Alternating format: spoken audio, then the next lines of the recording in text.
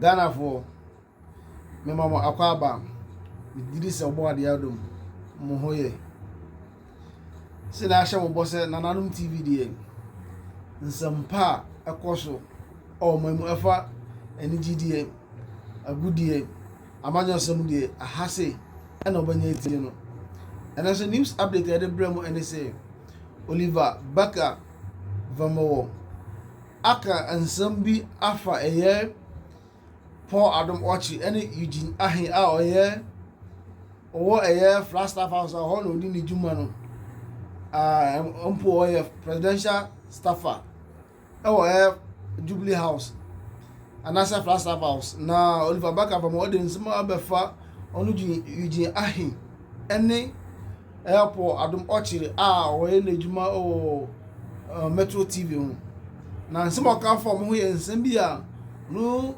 esusu se nyama mu ye na esuma ase na esuma ase zemo se de eyi na ni esuma ase zemo de entan fam betudwa na Oliver de oda betudwa sentru menko tie de Oliver kan na emra sisi ye wi ya ba ni abejo nso adwe nkyere ade afa Oliver kan ho na emra sisi a. Now, as you know, Eugene Arhin had been at the center of some controversy when, documents filed during his divorce process disclosed that he had astronomically gone from, building all kinds of apartment complexes, owning property within a short period of time, and raised our eyebrows as to the sources of the funds.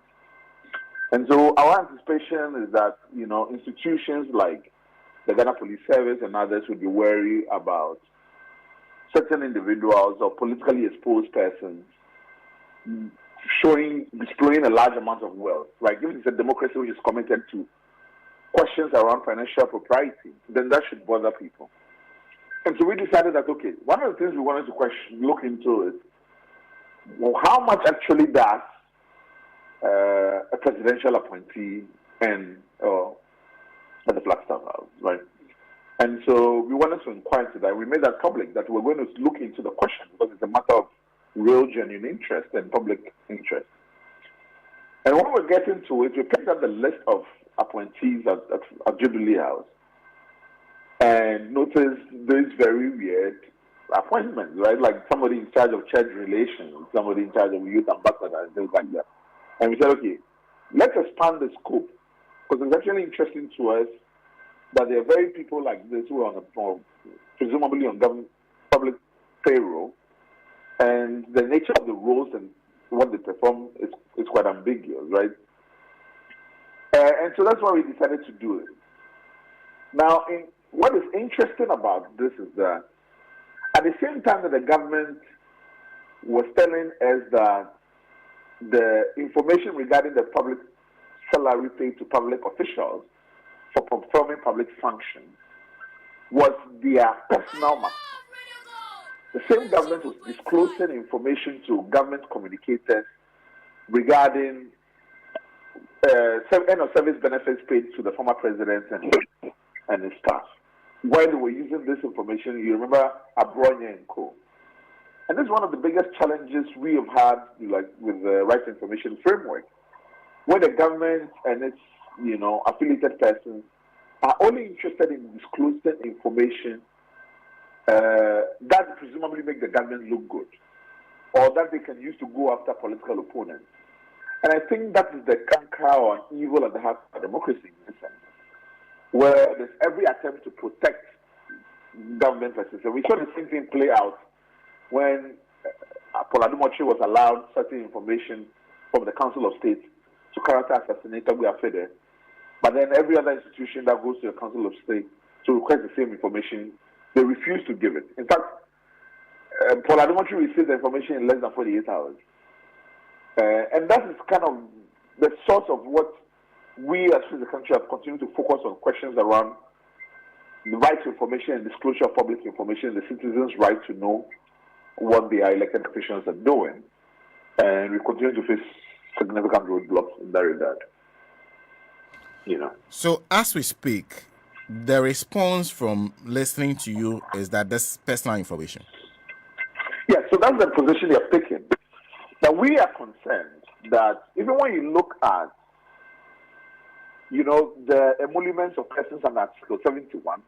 The whole report of the commission is published from time to time, and this generates a large debate as to what we are paying Article 71 holders.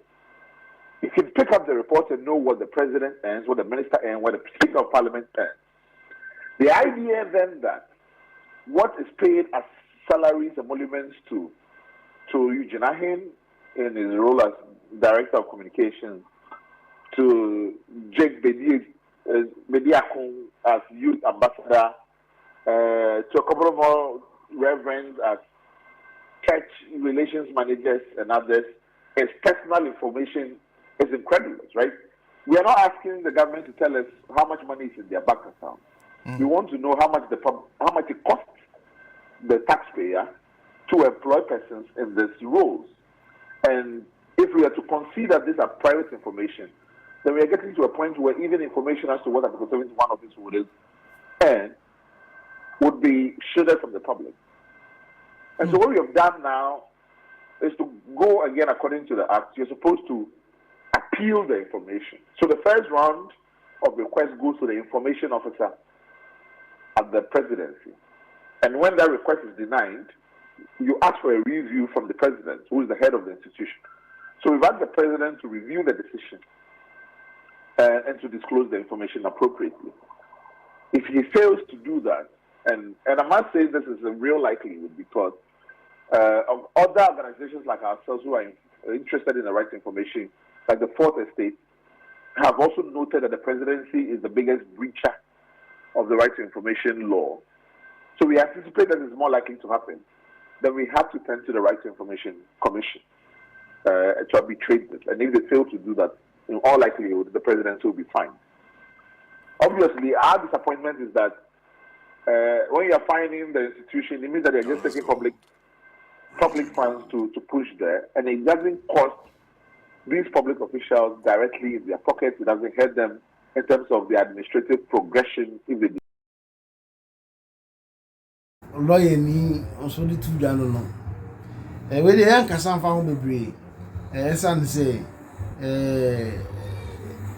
Zambia me akasa kura me nshada antia say nemum de be kan say enyina chichiro man de ko nyina ye oman yo se na be ya betima chichiro man na oman na di enti na we mu nyina ekoso nti yan kasa fa ho bebre na me sure say aha na nanum TV bomodia na share video na umia obi so nya bi hwe comment like prakwa na subscribe na subscribe ya obenya nsampa eti umia notification ban so ase na nan TV nya do video tuma obenya notification na video tu na so emia so na hwe media meje so na na asare me da ma ase